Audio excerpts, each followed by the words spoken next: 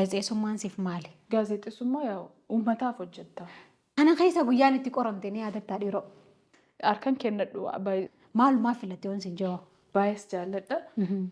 Wal harkitee beektaa? Si dhaabee liiftii naaqi. Hojii kana keessatti waggoota kana hunda tursise jettee amantaati. Anamma dhiirota wajjin hin dorgoman ture. Saamriin immoo maal jettire kanarratti? Ogummaan kun siin eeyyamu. Ashamaa harka fuunee kabajamtoota daawwattoota Maayaa Shoo kun sagantaa Maayaati. Bakka jirtan maratti nageenyi kiyya kan jaalalaa isin geessuun isinin ja'an qopheessuun sagantaa kana Harrashee Tarrafaa Faajiiti. Sagantaan kun walta'iinsa maltiimiidiyaa Siinqee fi OBN waliin ta'uudhaan kan isiniif dhiyaatu har'aan tanagaa keessumaa jabduu tokko jabduu hoggaanii fi jawgaa dubartiin uumamaanuu jabduudha.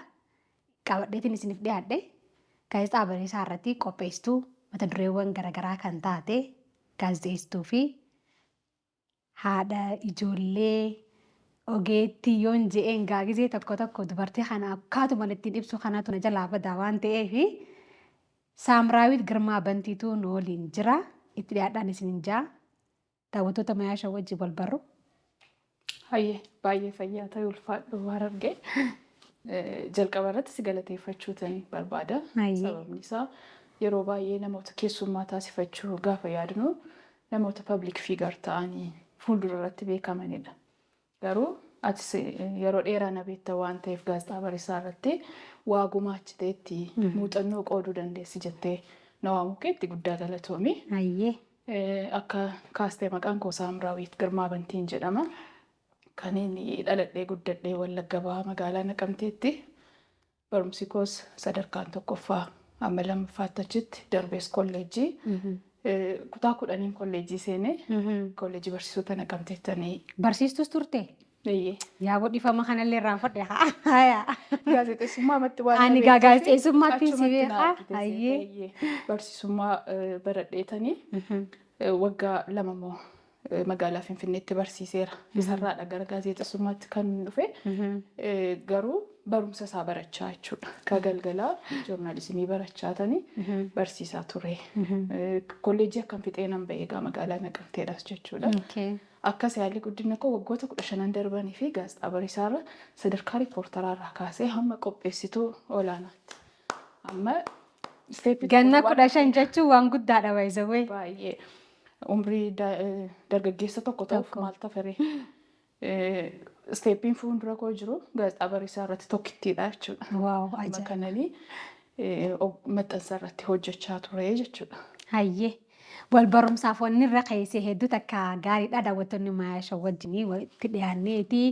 Waa hedduu muuxannoo hankee hojiiwwan ati hojjettu wajjin wal qabatee waa hedduu irra haasa'uudhaa deemna. Kabajamtoota daawwattoota keenya gaazexeessituu kana malees barsiiftuudha. Ganna 15 ol gaazexaa bariisaa irratti mata dureewwan garaagaraa aadaa, aartii, afaan kana malees kanneen biroo irratti keessummoota garaagaraa affeeruudhaan qopheessaa dhaleessaa kan isiniif turte.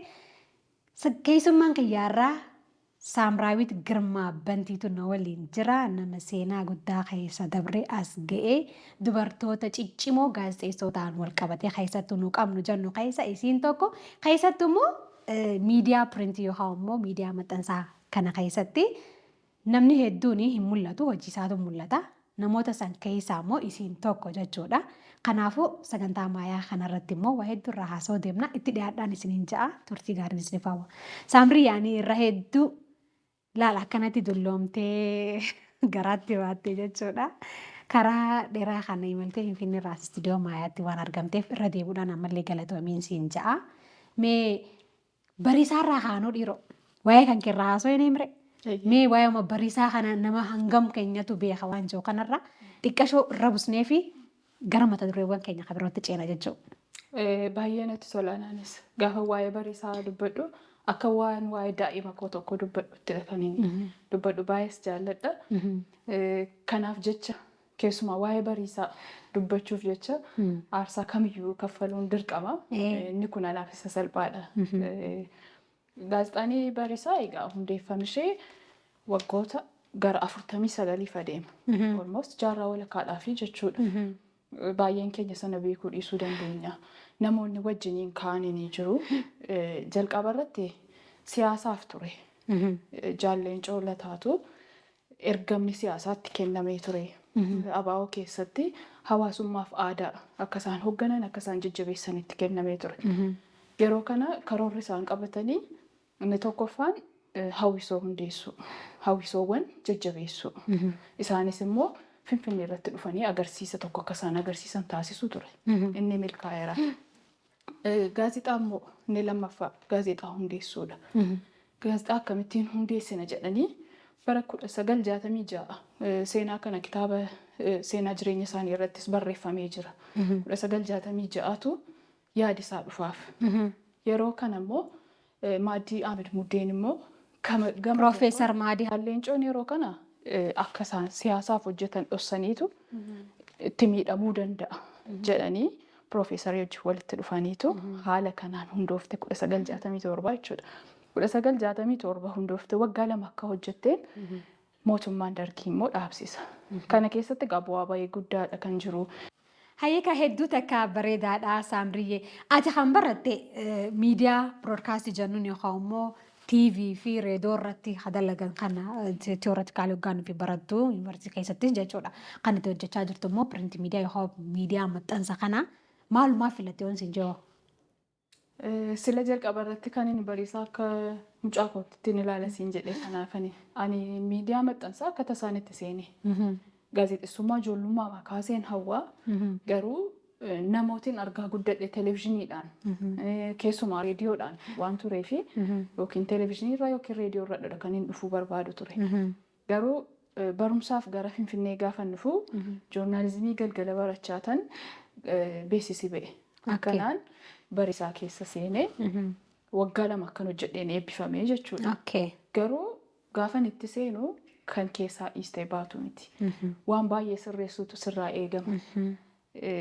Gaazexaa akka kana aarsaan itti kaffalame beekamtiidhaaf yookiin immoo mul'achuudhaaf jedhee yoon dhiisee deemee dhugumatu dhalootitti dhufu immoo dhufee itti fufsiisaa laata jettee akka waan ati duwwaan jirtutti sadarkaatti yaaddu geessa haalota jiran irraa kan ka'e.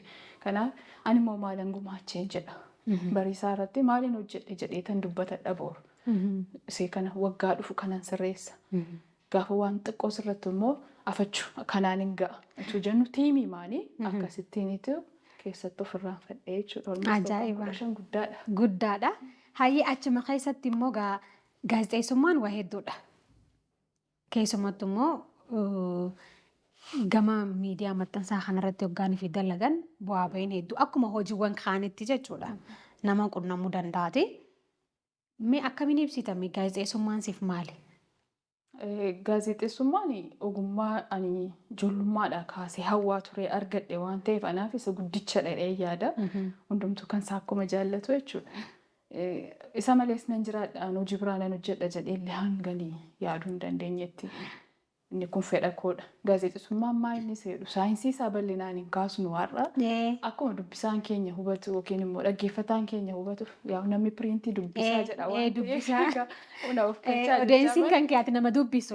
Gaafa dubbisaa jedhu akka dhaggeeffataaf daawwataatti gaafa fudhatamu. Haala salphaadhaan yoo ibsuu fi yaaltee uummataaf waan dhugaa tokko barbaadde waan adda ta'e tokko waan inni hin beekne tokko.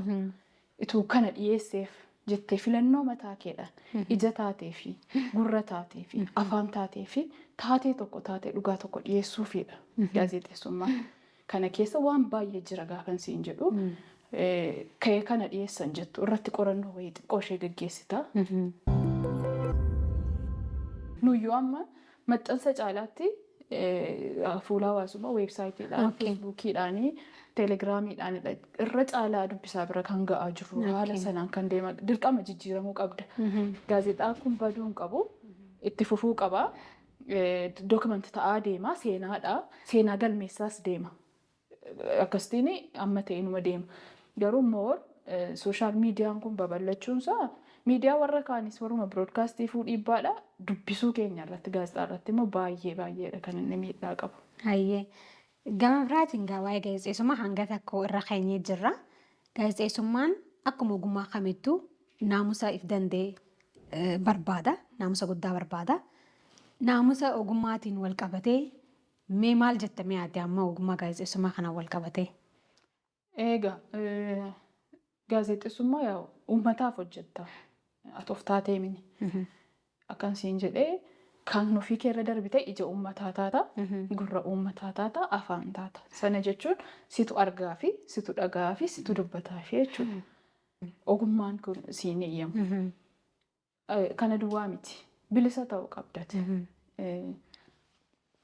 Amantiin kee, eenyummaan kee, koorniyaan kee, ilaalchi siyaasaa kee kamiyyuu gaazexeessummaa keessatti iddoon qabu. Saamriin ganna 15 jechuun atuu duratti haastee jirta ilmoo dargaggeessaa tokko ni geessisanii. Kana keessa guyyaan itti qoramte ni yaadattaa dhiiroo? Guyyaatti qoramtee guyyaatti guyyootatu jettee Guyyoota itti qoramte.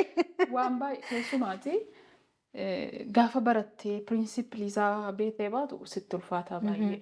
Inni achitti tokkoffaa barumsa kana pirinsipilii kana kan boce warra guddanneerra lafa guddaa geenyeerra jedhanidha. Kophee namaa kaanna. Kophee keenyaa miti. Kophee namaa keessatti miila kaayuu. Yookiin sitti bal'ata.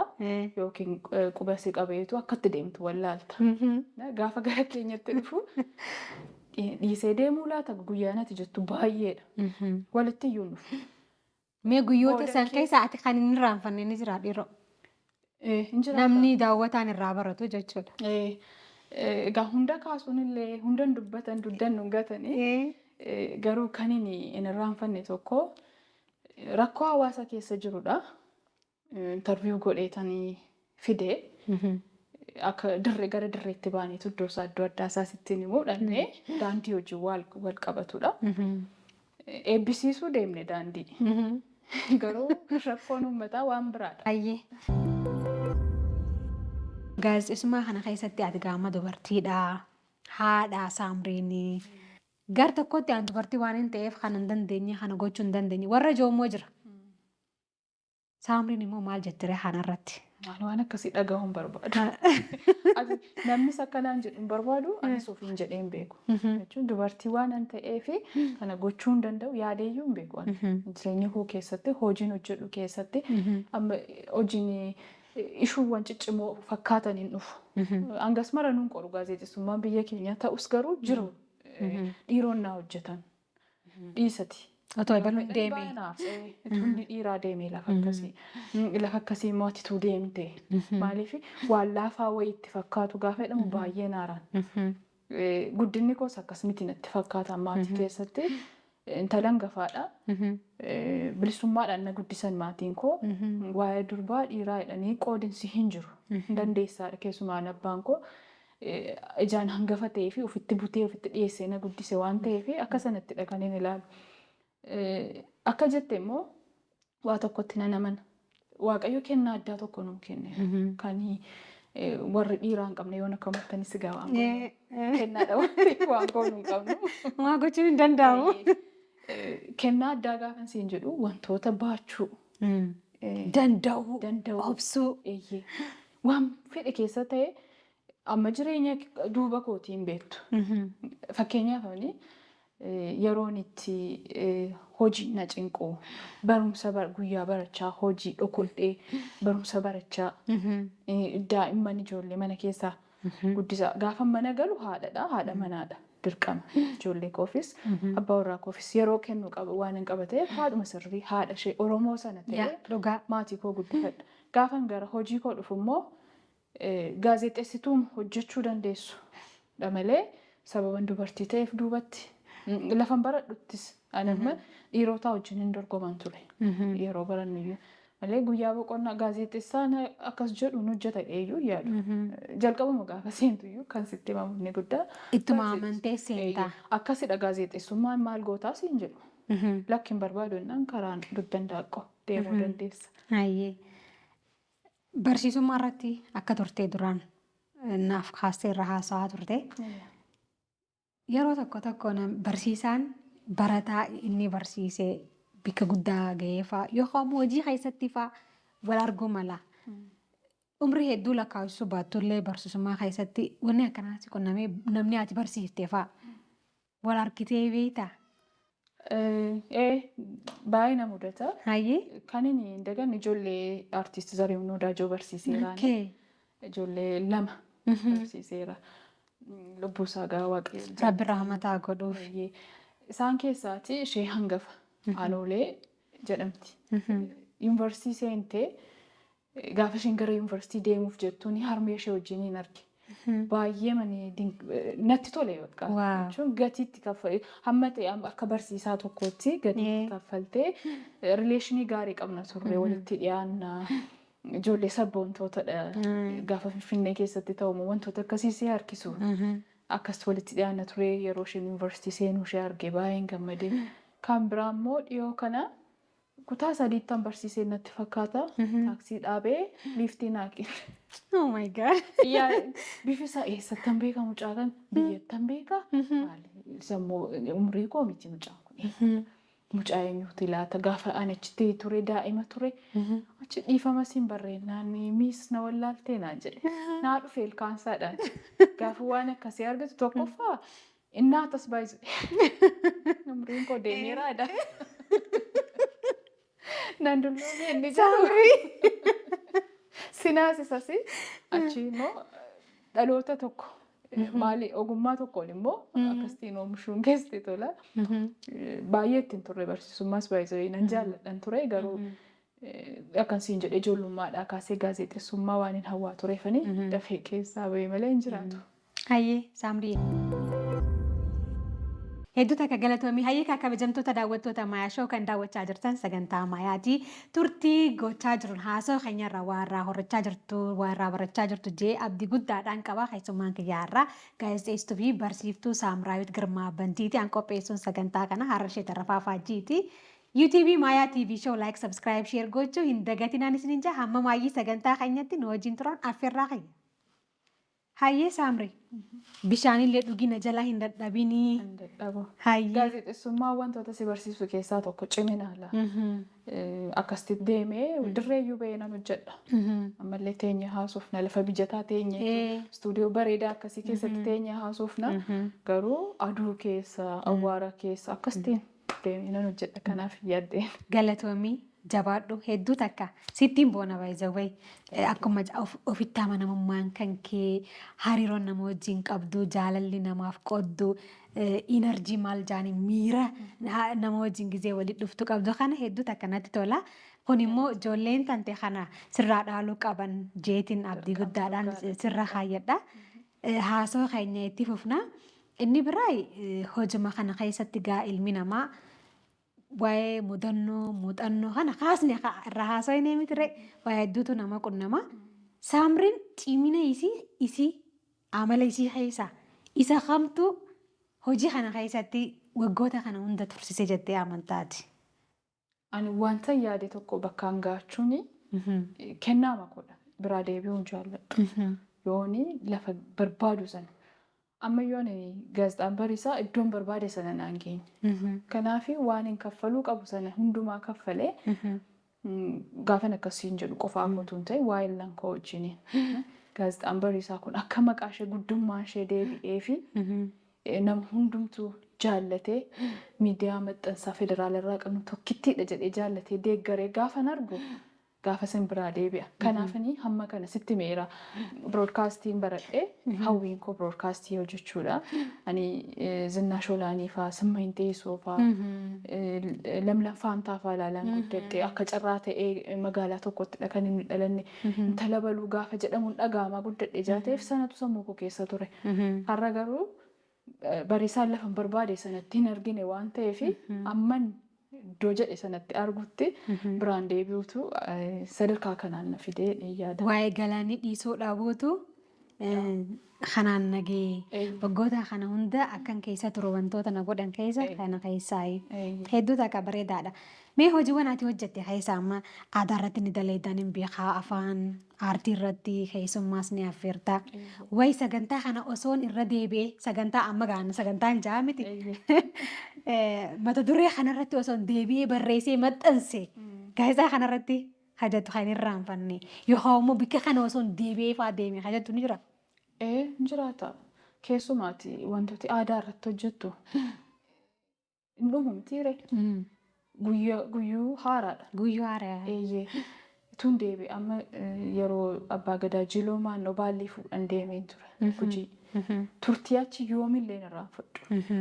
Iddoon itti irra caalaa Oromummaa, irra caalaa sirna gadaa, waa'ee aadaa, qulqullummaa namaa iddoo itti baradhe.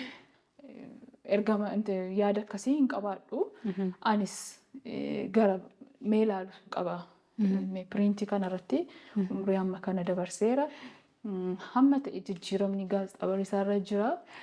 Dhaloota itti dhufu immoo taanee immoo fuudhee ani immoo iddoo geeddaru iddoos gadhiisuu qabna dubbii keenya. Dhaloota jalaa Osuma haasawinu. Anjeelaan siqu taanaan yuunivarsiitiidhaa eebbifamee baweessa galame. Kanaaf gara fuulduraatti immoo laallame. Hayyee Saamrii hojii keessatti gawaa hedduun nama qunnamaa miti ree. Mee wanti nama bashannansiisu fa'aa yeroo tokko nama qunnamaa. Egaa hojiin keenya mudannoo baay'eedhaan kan inni waa'eeffamu. Keessumaati inni akkasii waraabdee kaatee sagaleen si jalaa baduu. Gaafa achi geessu riikardariin si diduu. Suurri gaafa dhufu waan biraa fakkaachuun inni baratameera iyyuuti.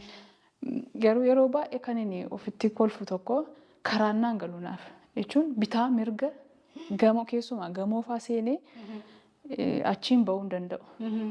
Karaa mirgaa yoon seenee bitaarran beeka naanna'een seensisaa faana jalaa badee rakkadha. Yeroo tokko reefuu akka waggaa 2 hojjedheetan isee iddoo jedhan beektaa? Eeyyee. Achi ibsatu jira deemne. Ibsa sana ijoollee hordofee deeme sitti meeraan gamoon wal xaxaataa naannaan galu keessisaa wal fakkaataadha. Gallee gaafa fixnee baanu cal'isee man deeme. Edaa ijoolleen hordofaa jiru. Kan ba'amu duubaan.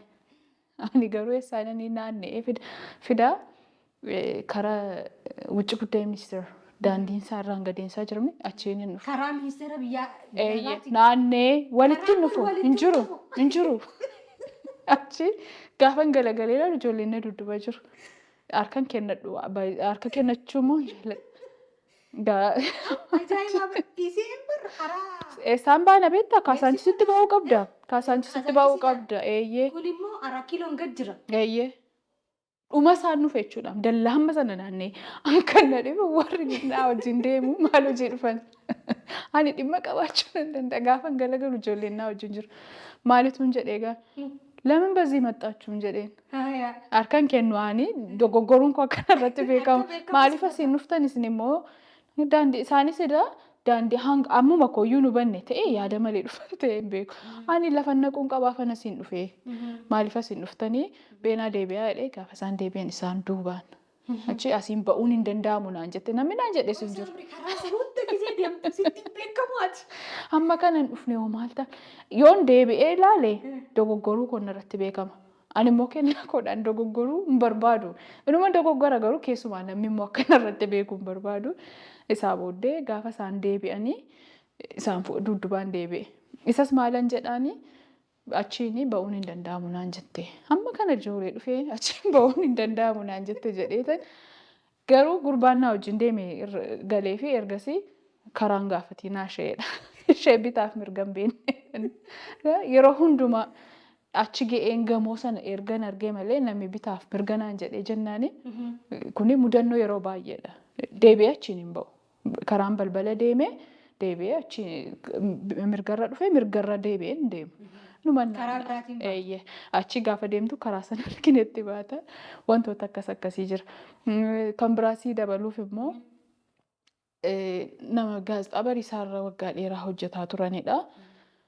Interviyuu gochuun deeme. Abbaa Komishinar Lalisee Dhugaa.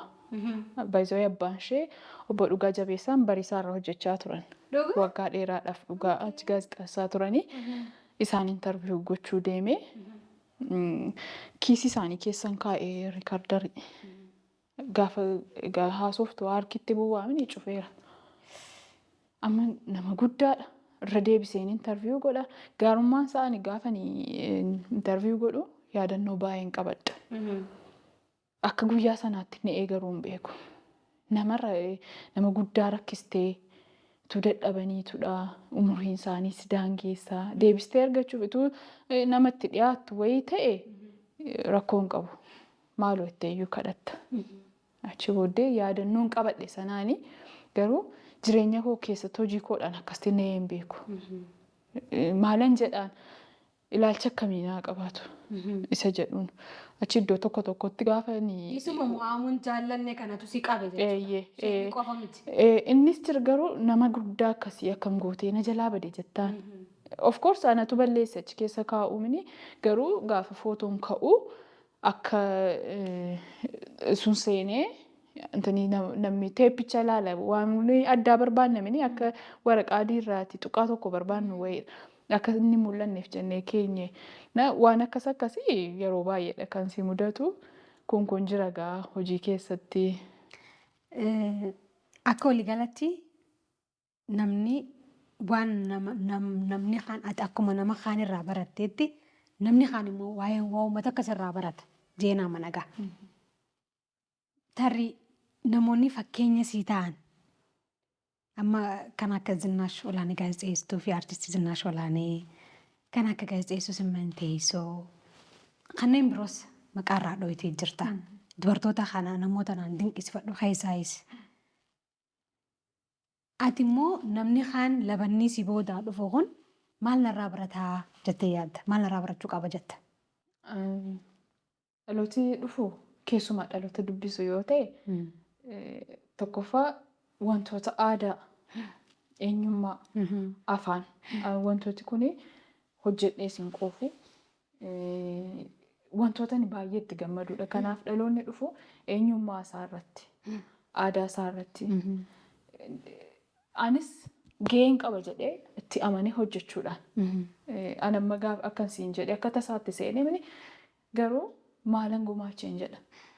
Maqaa jaalleen coofaa dhageessee kaate isaantu hundeesse gaafa jedhamtu Piroofeesar Mahadii Hamiid Muddee dhageessee achi homaa tokkoon gumaachiin ba'uun baay'ee ulfaataadha. Kanaaf ogummaa ofiidhaaf amanaman keessumaa gaazexeessummaan addatti amanamummaa addaa barbaada waan ta'eef akka kanaan wanta tokko immoo milkeessanii gaafa nuyi biraa sokkinu koo bara Saamraawit fa'aa jedhamu isaa hin hafu jedheetanii yaada namoonni amma asumatti namoonni dur turan kan nu kaasan abaluunfaa yeroo abaluunfaa kan isaan jedhan jiru. Wantoota jijjiiraman adda addaa kan nuyi waliin taane jijjiirra jiru. Bara isaanii akkas ta'e waan jedhamuu fi cichanii hojjechuu faayidaa ofiirra faayidaa eenyummaa ofii caalsifachuu ituun oonii of caalsifadheera ta'eeti sitti meera biroodkaastiin seenaa. Har'a waggaa 15 waggaa 10 miidiyaa biroodkaastii irra hojjedhe muuxannoo duwwaamni beekamtiin horatta waan mataa keellee hojjechuuf konfiidansiidhaan itti seentee waan barbaadde hojjechuu dandeessa. Sunitu sin goyyomsiini garuu waa tokko buusee darbuun qaba. Eenyuyyuu thank you siin hin jedhin. Isa eegda ta'ee naani dhaabattu iyyuuti. Garuu sammuun kee beekta akka hojjetta akka waa jijjiirte eenyuyyuu sin badhaasin beekamtii siin kenne seenaan garuu kaasa. Gaazexaa barisaa gaafa dubbatti deebi'anii aadaa irratti mee qorannoon hojjedhanii dhufanii barreeffamoota keetu dubbifama. Namoota interviyuu gootee kunis jira jedhama. Gaafas maqaan kee ka'a waan ta'eef of caalaa eenyummaa ofiif dursa kennanii hojjechuu narraa utuu baratanii fakkeenya guddaa hin ta'u garuu amma ta'e muuxannoo nan qoodaaf jedhee yaada. Ayyee hedduutu akka galatoomii. Hanga akkuma waliigalaattu fixeetiin jira waan irra haasa'uu qabna namni irraa sirraa waa barachuu qaba jee kaniin itti amane bakka naan hanqise immoo ati irra kaa'iif. Maali gaara argee koo walittis dhiyaata waan ta'eef ogummaa keenya waa'ee gaazexeessummaa yoo naasuuf na jennee siin dhumu. Yeroonis nun ga'u jechumaaf. Yeroonis nun ga'u darbee immoo dubbisaa keenyas akka gara sanatti naarrisa siin jenne daawwataa keenyas akka nuffisiisnetti hammuma ta'e yoo irraa laannee fi gaadha. Inni guddaan garuu kan inni jedhu barbaadu hundumti keenya iyyuu miidiyaa biyya kanaa deeggaruu irratti guddisuu irratti gaazexeessaa cimaan akka jiraatu gaazexeessaa hawwamu sana uummata keessa jiraatu akkas taatan inni jedhu akka akkas taanuuf hundumtuu nu bira dhaabbachuu hayyoonni baqachuutu hin taane mee kana sirreessaa ijoollee kun akkasii isin warra miidiyaa akkasiiti jechuutu hin ta'in kottu miidiyaa akkasiirra hojjettaa gaazexeessituudha maaf akkas goote. Dubbii keenya irra ta'an Dr. Gammachuu Magarsaa kan irratti nan dinqisiisa. Sitti himuu qabu taanaan fuuldura sitti waan hojjette qabda taanaan kana gaariidha. Kana maaf akkas goote? Akkamitti afaan Oromoo akkasii fayyadamta? Seerluga keessa jira jedhanii dheekkamanii sitti dhiyaatanii jechuudha. Gaaffiif deebii sin taasisuun barbaada jettuuni isa yeroo darbe akkas goote hoo jedhanii si dheekkamanii tudha. Inni irraanfatan. Maaliif akkas ta'a? Quuqama waan qabaniif akka jijjiiramu waan barbaadaniif. Kanaaf hayyoonni amma dhufaa jiran jiru. Moor garuu warri gaazexeessummaa irra jiranii afaanis jira. Waan baay'eedhaan wal qabatamtee reegummaa hundumtuu inni seera barsiisus inni fayyaa barsiisu waan hundumtuu damee irra jiruun kana jijjiiruu qabda miidiyaa kan anis qooda qaba jechuu. Fuulduraan komii qabu qeeqa qabu san fuulduraan osoo nutti himtanii baay'ee nu baqachuurra nufan jechuurra kottumee silaayyuu sin barbaadaan ture maaf kana gootan kan akkasiin sirreessaatu jedhame miidiyaan nuyi barbaadnu sun inni akka biyya alaa fakkeenya godhannu suni waan asitti hin dhufneef hin jiru. Keessuma immoo maxxansa irratti aadaa dubbisuu keenya gabbifachuu qabna. Sooshaal miidiyaa irratti waan si dhibu takka guutuun hin dubbifamu baay'isee. Wannummaan poost godhamu. Mata duree fudhatu keessa isaa hin jiru. Yoo baay'eeti keeyyata tokko nama obsa qabutu dubbisa. Koomentii fa'aa yoo teessee ilaalte eenyu siniifa dubbisuu amma kana barreessitan asii jedha. Akkamitti akka barreessite gaasitu beeka garuu kuni yoo sirratee miidiyaa keenya wal gargaarree guddisnerraa kan hafe gaazexeessaan qofaa isaa isaaniiyyuu hin ga'u. Dandeettii gaazexeessitoota ciccimoo atis carraa hojiidhaan nama baay'ee argiteetta. Dandeettii qaban kennaa qaban jiru ammayyuu kan waan baay'ee hojjechuuf fedha qaban. Garuu yoo ummati bira dhaabbate gaafa mootummaan mataa keessa yoo dha'uu barbaade ittiin bu'inaa nuuf hojjetan kan jedheesii dhaabbatu malee interviiwudhaaf nama kadhattu yoo ta'uu hin qabu. Akkasii yoo wal taanee miidiyaa keenya guddifannee miidiyaan akka mootummaa arfaffaatti waan ta'eef waan baay'ee jijjiiruu danda'a yaada jedhuun qaba. Inni biraan gaara argee nama anis nama baay'ee si jaalladhu nama baay'ee si kabaju. Galatoomii. Waggaa 12 dura wal beekne. Gaafa talaantala wal beekne naaf yaati. Kitaaba kan kee eebbisaa gabaasuu dhufeetanii dhugaadha akka kanatti wal arguun keenya baay'ee natti toleeraa. Sagantaan kun kana jalqabuun kee namoota Oromoof waa gumaachaniiru aadaa afaaniif gumaachaniiru jettee akkasitiin dubbistee namoota adda addaa nuuf fiduun kee qooda guddaadha kun dhugaa aadaa Oromoo keessatti namoota hojjetanii kitaabota keessatti hin argina erga jalqabdi nama baay'ee fidaadha kanatti jirtu waan akkasii jajjabeeffamu erga namni darbee walii boo'u ishee akkasiin beeka jechuurra pilaas akkan silasiin jedhee namoota fuuldura jiran duwwaatu hin taane duubaanis jiran barbaaddee dhiyeessuu keetiif baay'ee galatoomii guddadhu latii lafa guddaa ga'ii. Amma harmaayaa jenna. Maayaa harmaayaa. Eebbi kee haphetee natti haa qabatu. Galatoomii saamrii siituu daranii guddoodha. Guddoo jechuun namni dirqama 50, 60, 70 ga'uu hin qabu. Namni sammuunsaa kabajni namaaf qabu duratti siif himeetiin jira jaalalli ati namaaf qabdu hariiroon nama wajjin qabdu hedduutu akkanatti tolu jira. Natti tolaa dhugaan siin jaa amata 12 dura. Si barus irra deddeebiidhaan naaf tolu arginu hin beeknu garuu sammuu kiyya keessatti miciyyoon tun nama gaarii ishee qalloo saniin beeka. Qalloo na daranii anuu qalloon ture garuu atuu daranii kanaafuu jabaadhu jajjabaadhu dubartii waa hedduudha haadhaa jeenaa sittiin boonaa haadha ijoolleeti ijoollee guddiftaa namni ijoollee guddisu biyya ijaaraa kanarraa namni hedduun waa hedduu sirraa barata jeetiin abdadhaa keessumatti ofitti amanamummaan kan keetii ani dubartiidha kana waan hin ta'eef sabaffachuu dhiistee akka harritti isaan hurguftee ofirraa hurguftee fuulduraaf akkanatti dhaabbattee waan dhaleessuu keetiif atillee galata guddaa uummatarra qabdaana qofarraa miti hedduun sii galateeffadhaa. Keessumattu immoo akkas taatee rabbiin nagaan siikee ka fuuldura kana duubatti siif naanneessee Akka wal agarru abdii guddaadhaan qaba. Kabajamii ulfaadhu horii buliin sinjaa. Umri dheertuu fayyaa guutuun siif hawwa. Kana caalaa akka hojjettu immoo hawwii kiyya abdii guddaan sirra kaayedha. Hayyeekaa kabajamtoota daawwattoota Maayaa Show kan daawwachaatiin turtan sagantaa Maayaatiin ture. Sagantaan kun walta'iinsa maltiimiidiyaa Siinqee fi OBN waliin ta'uudhaan kan isiniif dhaleeffamaati ture. Keessummaan kiyya har'aa gaazexeessuu fi barsiiftuu Saamraawit Girmaa Bantii turte. Amma qopheessuun sagantaa kana Arshii Taraffaajjitiin ture. Waa hedduu irraa akka buufattan, akka irraa barattan, muuxannoo isirraa, mudannoo isirraa, dandeettii isirraa, obsa isirraa keessumattuu dubartoonni keenya waa hedduu irraa akka barattan, dubartii ta'uun waa akka nama hin daangeessine waa hedduu akka irraa hubattan abdii guddaadhaan qaba. Amma torbaanitti torban gaarii isin jechuu kiyyaan tura. YouTube Maayaa TV Show like, subscribe, share gochuu hin dagatinaan isin jaa. Dhaabbileen garaagaraa immoo Maayaa waliin taatanii guddachuu haa barbaadan. Oomishaa fi tajaajila keessan dhaadheessuu warri barbaadan karaa toora bilbila kiyyaa lakkoofsa ofiisa keenya 022 akkasumas 0911 nu qunnamuu dandeessan. Horaa bulaa nageettiin isiniin jaa.